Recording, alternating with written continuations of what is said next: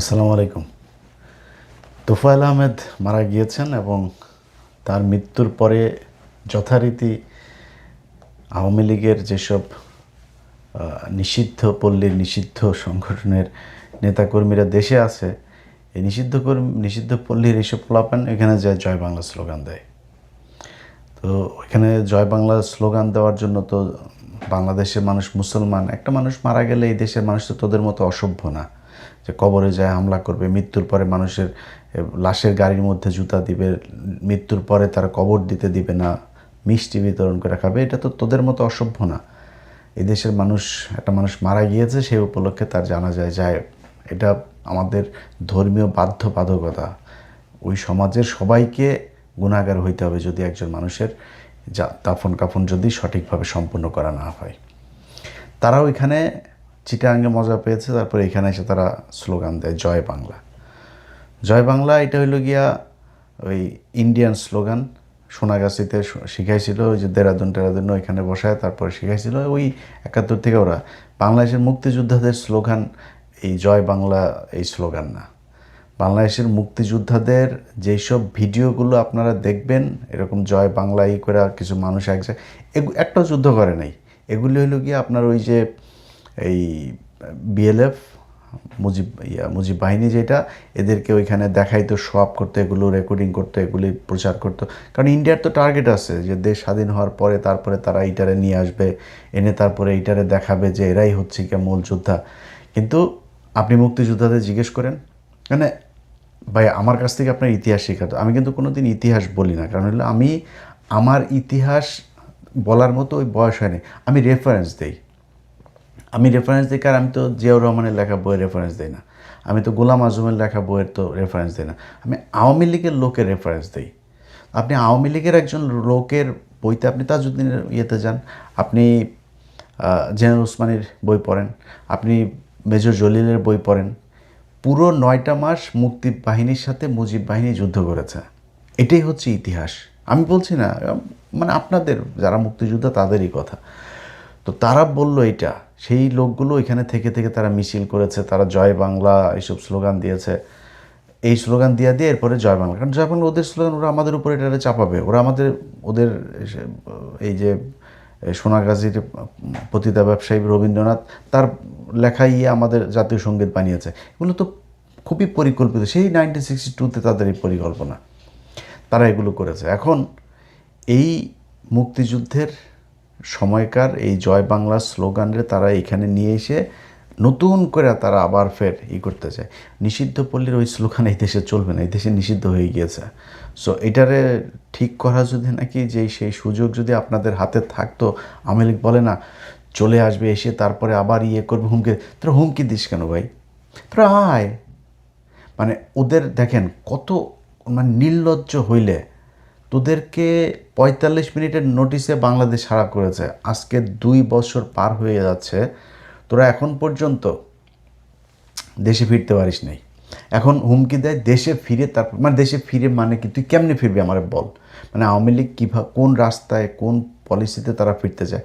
আওয়ামী লীগকে এখন ইন্ডিয়া এনে তারপরে এই দেশে ক্ষমতায় বসাবে, বিএনপির সাথে লেয়াজু করে তারপরে বাংলাদেশ নানান ইকুয়েশন শেষ করে তারপর ওদেরকে বোঝায়। ওদের অনেক লোকজনের কাছ থেকে কিন্তু শুনি এদেরকে বিশাল আকারের আশা দেওয়া। শেখ হাসিনা নিজে এখানকার টোকাই মোকাই এগুলোর সাথে কথা বলে ফোনে, কোন পরিস্থিতিতে গেলে তারপরে এইসব টোকায়ের সাথে শেখ হাসিনা কথা বলে, এটা আপনি বুঝেন। ওর উপর শ্রেণীর নেতৃত্ব কেউই তার সাথে যোগাযোগ রাখে না, কারোর সাথে তার কোনো সাংগঠনিক কোনো কার্যক্রম তাদের একদম ইনঅ্যাক্টিভ। সেই জায়গায় দাঁড়িয়ে তিনি এদেরকে দিয়ে করায়, আসবে টাসবে এগুলো বলায়। হ্যাঁ, আবার বড় বড় লোকজনও কিন্তু আছে, তারাও বিশ্বাস করেছে যে হ্যাঁ শেখ হাসিনা আবার, তাদেরকে বলে তারপরে একটু ইন্সপায়ার করে রাখে যে আমরা আসতেছি। কারণ আসতেছি এটার কয়েকটা রাস্তা, একটা ইন্ডিয়া এসে তারপরে সোজা বসায় দিয়ে যাবে আমাদের দেশের সাথে যুদ্ধ করে কয়েক লক্ষ মানুষের মেরিটে, তারপরে আর একটা বিএনপির সাথে খুব ভালোভাবে আতাত করে হাতে পায়ে ধরে চাইপা টাইপা তারপরে আপনি করবেন। তো মানে ইদার ওয়ে আপনি ধরলাম আপনি আসলেন, আচ্ছা আসার পরে মানে এটা কি দাঁড়াইলো, মানে আপনি কি মানে ব্যাটাগিরি দেখায় তারপরে আসলেন? আপনি হাত পা চাইপা ধরে তারপরে এই দেশে আসলেন, তো আপনার পৌরসত্বটা কোথায়? আপনারা সেই 15ই আগস্টে মুজিবের বিচিতে চাপ দিয়ে মারছে না, এরপরে কি করেছেন? কিছুই করেন নাই, লাশ দেখতে পর্যন্ত যান নাই। যে মুস্তাক মারার পরিকল্পনা করে সেই মুস্তাক দয়া করে লাশটা দেখতে গিয়েছেন, না তো দাফনই হয় না তোদের। 570 দিয়া তোরা গোসল করাইছিস, এটা তো ইতিহাসের অংশ রে ভাই, এটা আমার লেখা বই না, আমার মুখের কথা না, এটা এটা প্রতিষ্ঠিত সত্য। এই দেশে মানুষ মিষ্টি বিতরণ করে খেয়েছে, মানে খুশিতে মানুষের এমন অবস্থা হয়েছিল। এবং সে তোদের আওয়ামী লীগের লোক, ওই সময় তো দেশে অন্য কোনো দল ছিল না, তোদের লোকে খেয়েছে এগুলো। এখন এগুলোর পরে যায়া তারপরে ধরলাম ওই দিন তারা বলল যে আমরা ওই সময় আমাদের খুব খারাপ অবস্থা ছিল, সেই দিন আর আসবে না, এখন আওয়ামী লীগকে ইয়ে করতে বলিস, আওয়ামী লীগের গায়ে হাত দিতে বলিস। এই গত 15 বছর কিন্তু ওরা এই কথাগুলো বলেছে, এখন আসিস শেখ পরিবারের গায়ে হাত দিতে। বিলা কুসকুস টু ছায়া মায়া পেন্টি সব খুলা থুয়া দৌড় দিছে তোদের নেত্রী। লাগেজে করে খালি ডলার যে কটা পেরেছে ওই কটা নিয়ে খালি হেলিকপ্টারে চলে 45 মিনিটের নোটিসে এই দেশের মানুষ পাশার মধ্যে ওই মুজিবের যে আঙ্গুল যেটা দাঁড় করায় রাখে না, ওইটারে ঢুকাই দিয়ে তারপরে তোরা করছে, সরাই দিছে। তো সেই তোরা এখন আবার ফের হুমকি দিস আসবে, চলে আসবে। তোদের তো আসার ক্ষমতা নেই, তোদের আসার ক্ষমতা হলে এখন আয়, চলে আয়, দেখি তোরা বাংলাদেশে দেখি কী করতে পারিস। তোরা অপেক্ষায় আসিস, আসলে আবার হলে কিছু একটা হলে তারপরে তারা হুমকি দেয় তোরা এই করবি, তোরা এই করবি, সেই করবি। আরে বেটা, এটা তো এই দেশের মানুষ প্রতিষ্ঠিত করে ফেলছে যে তোরা পারিস না, তোরা হিজড়া, পুলিশ ছাড়া এই দেশে তোরা কিছু করতে পারিস না। তোর বাপের বাড়ি, যে বাড়িতে তোর বাপের বিচিতে চাপ দিয়ে মারা হয়েছে, সে বাড়ি ভেঙে দিচ্ছে বাংলাদেশের মানুষ। আর কবে, আর কি, আর কিছু বাকি আছে? তোরা এবার আসবি, ধর পাতে পায়ে ধরে। সেটা তো পৌরুষত্ব হইল না, বীরত্ব হইল না।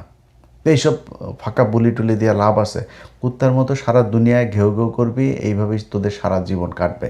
তোদের বাংলাদেশে ভালোভাবে রাজনীতি করার সেই সুযোগ আমি যতটুকু আমার কানেকশন আছে, যতটুকু বিএনপি জামাতের লোকজনের কাছ থেকে সরকারের সাথে যতটুকু সম্পর্ক আছে, যতটুকু জানি, তোদের এই দেশে রাজনৈতিক ভবিষ্যৎ অন্ধকার। এখন তোফায়েলের কথায় আসি।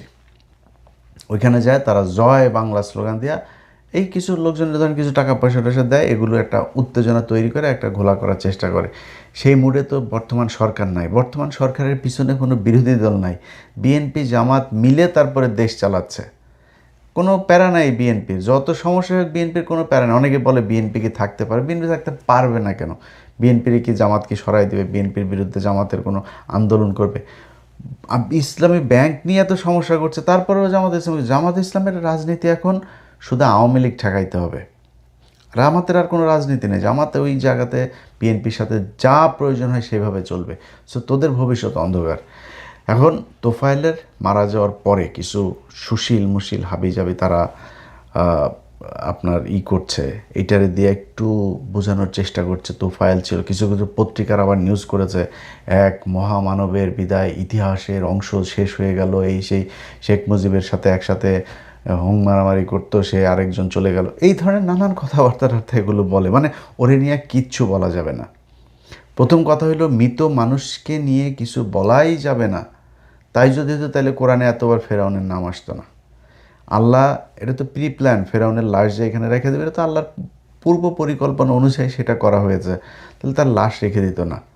লাশ রাখা তো মানে আমাদের ধর্মীয় নিয়মকানুন অনুযায়ী আল্লাহ তো মৃত্যুর পরে তার একটা দাফনের ব্যবস্থা করেছেন, মানে কি করতে হবে একদম সুনির্দিষ্টভাবে নীতিমালা দিয়ে দিয়েছেন। এইভাবে মৃত্যুর পরে খুব দ্রুত তাকে এইভাবে করতে হবে, পরিষ্কার করতে হবে, পবিত্র করে তারপরে এইভাবে কাপড় পেঁচাইতে হবে, সব শিখিয়ে দিয়েছে। ফেরাউনের ক্ষেত্রে কেন ওইখানে রাখলো? এই পরিকল্পনা আল্লাহ কেন করলেন? যদি মৃত্যু মানুষের ব্যাপারে কিছুই বলা না যায়, তারপরেও আমরা মানে এই মানবিক কারণে থাকি। কবরে যায় হামলা করছিস তোরা, তোদের মুখে আবার এখন মানবতার কথা বলিস। সালাউদ্দিন কাদের চৌধুরী কি করছিল তোদের? এমন কোনো মানুষ খুন করেছে না কিছু করেছে? কোথায়? তার কবরটাতে পড়ে, তার ছেলে এখনও পর্যন্ত তোদের ব্যাপারে খুব সহনশীল কথাবার্তা বলে। 32 ভাঙার পরে এই সালাউদ্দিন কাদের চৌধুরীর ছেলে তিনি করেছেন, বক্তব্য দিয়েছেন গণমাধ্যমে যে উনি 32 নম্বরের এটার সাথে এইটাতে উনি একমত না। এটার নাম হচ্ছে মানবতা। ওদের কাছ থেকে ভদ্রতা শিখায় তোরা। ওর বাপের কবরে তোরা হামলা করছিস, ও তোদের ব্যাপারে এই বক্তব্য দেয়। এইটার নামই মানবতা, এটার নাম বিএনপি, এটার নাম জামাত, এটার নাম বাংলাদেশের মানুষ। তোরা মানুষ না, তোরা আওয়ামী লীগ। এই জন্য এইভাবে করছিস। তো এখন আমি আপনাদেরকে কিছু জিনিস যে তোফায়েলের ব্যাপারে প্রথমেই ওরটা দিয়ে ওরে একটা জিনিস করে, আমি কালকে থেকে কিছু ভিডিও টিডিও ঘাটলাম। খালেদা জিয়া, ধরেন বিএনপির অনেক মানুষ আবার অনেক এই অমানবিক আছে, মানবিক আছে, অমানবিক না। তো এই মানবিক বিএনপির কিছু লোকজনও আবার এটার করে যে না, ওনার ব্যাপারে একটু সহনশীল থাকে। তো বিএনপির বোঝাই আগে, সবার আগে খালেদা জিয়া যে মারা গেল, খালেদা জিয়া জেলখানায় অসুস্থ ছিল, এটা কি বিশ্বাস করেন? খালেদা জিয়া মৃত্যুর আগে খুব খারাপ অবস্থায়, শারীরিক প্রচণ্ড ক্রিটিক্যাল একটা পরিস্থিতির ভেতর দিয়ে গিয়েছে, এটা বিশ্বাস করেন? যদি বিশ্বাস করেন, আসেন তোফায়েল সাহেবের একটা বক্তব্য শুনি, তিনি খালেদা জিয়ার ব্যাপারে কি বলেছিলেন। এখন আমার মনে হচ্ছে ব্যক্তিগতভাবে যে খালেদা জিয়া সম্পূর্ণ সুস্থ। কারণ তিনি যদি অসুস্থ হতেন তাহলে একটা বিশেষায়িত হাসপাতাল বঙ্গবন্ধু মেডিকেল বিশ্ববিদ্যালয়ে তিনি ভর্তি হবেন না কেন? বাংলাদেশের সেনাবাহিনীর হাসপাতাল, যাকে বলে সিএমএইচ, এটা একটা চমৎকার হাসপাতাল, এটা বিখ্যাত হাসপাতাল।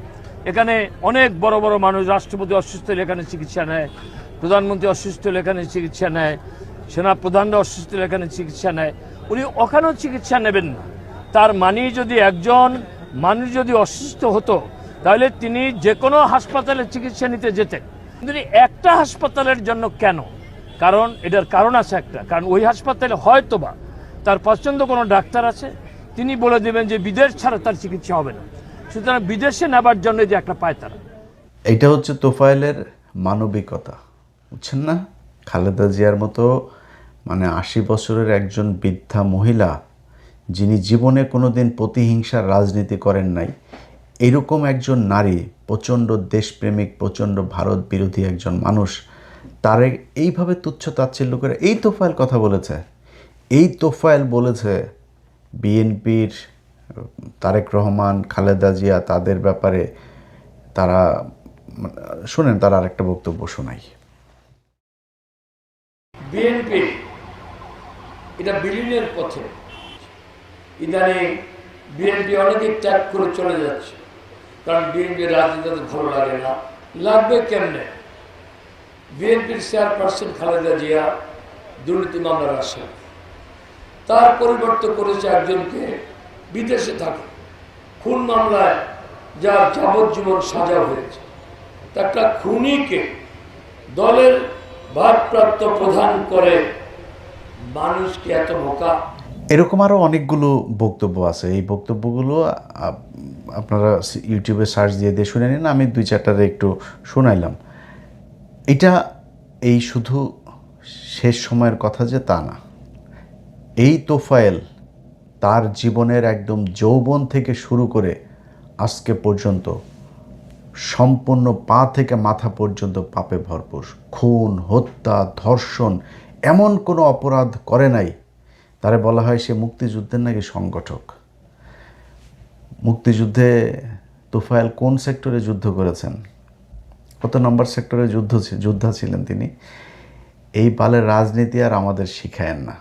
যদি মনে করেন যে তোফায়েল, ধরলাম আপনাদের কথা অনুযায়ী তোফায়েল মুক্তিযোদ্ধা, তোফায়েলের যুদ্ধ সত্যি কথা, তোফায়েল যা বলে সেটাই যুদ্ধ, মুক্তিযুদ্ধের বিশাল সংগঠক, ইতিহাসের অংশ, মুক্তিযুদ্ধের অংশ, যাকে যে না হলে বাংলাদেশ নাকি অসম্পূর্ণ থেকে যেত বাংলাদেশের স্বাধীনতা, এরকম পত্রিকায় হেডলাইনও করেছে। তো সে জিয়াউর রহমান সম্পর্কে কি বলেছে শোনেন একটু। জিয়াউর রহমানের নামে একটা রোগ আছে, আমি তোফায়েল আহমদ জানতাম না। আমরা যখন 1969 গণ অভ্যুত্থান করি তখন জিয়াউর রহমানের নামও ছিল, এবং বঙ্গবন্ধু যখন 26শে মার্চ স্বাধীনতা ঘোষণা করেন তখন জিয়াউর রহমানের কোন মানুষ আমরা জানতাম না। আমি যদি বলি যে জিয়াউর রহমান যদি চট্টগ্রামে না থেকে যদি পাকিস্তানে থাকতো অথবা ঢাকা থাকতো, তিনি পাকিস্তানের পক্ষ অবলম্বন করতেন, কারণ তিনি স্বাধীনতা বিশ্বাসী ছিলেন না। তার বড় প্রমাণ, সংবিধানকে তিনি তছনছ করেছেন রাষ্ট্রীয় ক্ষমতা দখল করে। 4টি মূলনীতিকে তছনছ করেছেন। আমরা যারা সেকুলার রাজনীতি করেছি, অসাম্প্রদায়িক রাজনীতি, সেখানে সাম্প্রদায়িকতা এনে ধর্মভিত্তিক রাজনীতি নিষিদ্ধ ছিল, সেটা তিনি চালু করেছেন। সুতরাং তিনি মুক্তিযোদ্ধা ছিলেন না ঘোষণা তো প্রশ্নই ওঠে না। এইটাই হচ্ছে গিয়ে তোফায়েল। এখন ওদের কাছ থেকে ইতিহাস যদি আপনি শুনেন তাহলে একরকম শুনবেন, বাস্তব ইতিহাস শুনবেন আরেক রকম। বাস্তব কথা যেটা সেটা হলো এই তোফায়েল সহ যত আওয়ামী লীগের মুক্তিযোদ্ধা আছে, যেগুলো এই সনদপ্রাপ্ত মুক্তিযোদ্ধা ভুয়া হোক জেনুইন হোক, যতগুলো আওয়ামী লীগের পক্ষে আছে সবগুলো হলো জাউরা। এই জাউরাদের এদের জন্মেরও ঠিক নাই, এরা যুদ্ধও করে নাই, এদের দেশের প্রতিও কোনো মায়া নেই। কেন বলছি শুনেন। কারণ তোফায়েল বাংলাদেশটা স্বাধীন হইল, এই রক্ষী বাহিনী গঠনের পেছনে তার বিশাল ভূমিকা ছিল। রক্ষী বাহিনী কী ছিল? রক্ষী বাহিনী আপনার মানে কারোর কথা আমি ইতিহাস নিয়ে কথা বলতে গেলে খুব সাবধানে কথা বলি। আমি এটার রেফারেন্সটা যাতে এমন কিছু না হয় যেটার পার্শিয়াল মনে হয়, কারোর বিএনপির খুব বিরোধী কট্টর সমালোচক এরকম কোনো, আওয়ামী লীগের খুব সমালোচক এরকম কোনো মানুষ বক্তব্য, বই, এগুলো আমি চাই না করতে। রক্ষী বাহিনীর আপনি উইকিপিডিয়াটাই দেখেন, খালি উইকিপিডিয়ার একদম আপনি দেখেন যে এটা এখানকার দেখেন। প্রাথমিকভাবে উইকিপিডিয়ার কথা বলতেছে, প্রাথমিকভাবে বিদ্রোহ দমন এবং আইন শৃঙ্খলা বজায় রাখার জন্য গঠিত হয় রক্ষী বাহিনী। পরে এই বাহিনী রাজনৈতিক হত্যা সহ মানবাধিকার অপব্যবহারের অসংখ্য অভিযোগ, যেমন গুম, গোলাগুলি এবং ধর্ষণের সাথে জড়িত হয়ে পড়ে। এটিকে সশস্ত্র শাখা হিসেবে দেখা যায় এবং এটি শেখ মুজিবুর রহমানের প্রতি আনুগত্যের শপথ গ্রহণ করে। এই বাহিনীকে অনেক শিক্ষাবিদ এবং সাংবাদিক যেমন গোলাম মুর্শিদ নিন্দা করে, কারণ তিনি এই বাহিনীকে গেস্টাপোর সাথে তুলনা করেছিলেন। অ্যান্থনি মাস্কারেয়ান্স আপনার করছে যে কি বলে, নাৎসি বাহিনীর এই বাদামি শার্টের ধোঁকা, মানে বলেছেন যে এই রক্ষী বাহিনীর ধোঁকা নাৎসির বাদামি শার্টের ধোঁকা থেকে সামান্যই আলাদা। হিউম্যান রাইটস ওয়াচ বলেছেন যে জাতীয় রক্ষী বাহিনী কর্তৃক সংঘবদ্ধ সংস্থাগত সহিংসতা দায়মুক্তির সংস্কৃতি প্রতিষ্ঠা করেছিল, যার সাহায্যে স্বাধীন বাংলাদেশের নিরাপত্তা বাহিনী মানবাধিকারের অপব্যবহারের অব্যাহত রাখে। তবে আওয়ামীপন্থী সমালোচকরা এই অভিযোগ নাকচ করে। এই অ্যান্থনি আপনার মাস্কারেনহাসের ওর বই, আরও অনেকগুলো বই আছে, ওই বইগুলো পড়লে শেখ মুজিবের কত জাউরা ছিল শেখ মুজিব এবং ওর আশপাশের এগুলো আরও জানতে পারবেন। যাই হোক, রক্ষী বাহিনীর এই বিষয়গুলো এটা আন্তর্জাতিকভাবে স্বীকৃত যে শেখ মুজিব তার বাহিনী দিয়ে এইভাবে মানুষকে ধর্ষণ করিয়েছেন, হত্যা করিয়েছেন, দেশে দুর্ভিক্ষ লাগিয়েছেন, নিজের লোকজনের দিয়া তারপরে আপনার রিলিফের মাল চুরি করিয়েছেন। এগুলো একদম দিনের মতো সারা পৃথিবীব্যাপী এটা আপনার কি বলে প্রতিষ্ঠিত একটা সত্য। তো এই তোফায়েল এই রক্ষী বাহিনীর একটা বিশাল মানে বড় তার ভূমিকা ছিল এটা গঠনে, এবং সারা বাংলাদেশে এই রক্ষী বাহিনীর সাথে যত হত্যা, গুম, খুন, ধর্ষণ যা যা হয়েছে তার পেছনে এই তোফায়েলের সমর্থন ছিল। তোফায়েলের খালি ওইটা না, সবচাইতে বড় যেটা মানে খুব নৃশংস, মানুষের সামনে একটা মানুষকে পিটায় যে ছাত্রলীগ আওয়ামী লীগের মারামারি দেখেন না, এটাই তোফায়েলদের শেখানো। এই তোফায়েল আর ইনু দুইজন মিলা আব্দুল মালেক, এই যে ঢাকা বিশ্ববিদ্যালয়ে তারা মারে। কেন মারে? সে শুধু সে কিন্তু মানে এরকম না যে ছাত্রলীগের বিরুদ্ধে কিছু বলেছে, রাজনৈতিকভাবে কোনো করেছে। সে ইসলামী শিক্ষা ব্যবস্থার পক্ষে একটা প্রোগ্রামের অংশ নিয়েছিল। এটার বিভিন্ন ধরনের ক্যাম্পেইন তিনি করতেন। লোকটাকে আপনার 69-এর 12ই আগস্ট পিটায় তারে মারা হয়। 3 দিন তিনি কমায় ছিলেন চিকিৎসাধীন অবস্থায়। 15ই আগস্ট 1969 তিনি মারা যান। এই তোফায়েল এবং ইনু, এটাও আপনি যাবেন, উইকিপিডিয়ায় যাবেন, আব্দুল মালেক, ছাত্রনেতা আব্দুল মালেক হত্যা বা এরকম কিছু একটা লিখে উইকিপিডিয়ায় সার্চ দিলে এখানে দেখবেন একদম উইকিপিডিয়ায় এটার সাক্ষী আছে যে ওইখানে লেখা আছে তোফায়েল এবং ইনুর নেতৃত্বে একদল বাম উগ্র ছাত্ররা পিটিয়ে তাকে হত্যা করে। এটা এই তোফায়েল। এখন আপনি মারা গেলেন, মারা যাওয়ার পরে আপনার পাপ সব হালাল হয়ে গিয়েছে, আপনারে কিছু বলা যাবে না, আপনি এখন বিশাল আকারী হয়ে গেলেন। ভাই আল্লাহর কসম করে বললাম, এই বাংলাদেশের ইতিহাস নিয়ে আপনাদেরকে আমরা ছোটোবেলা থেকে যা শিখে এসেছি, যা শুনে এসেছি, সব ভোগাস। এইটারে বিক্রি করে তারপরে খাওয়া হয়।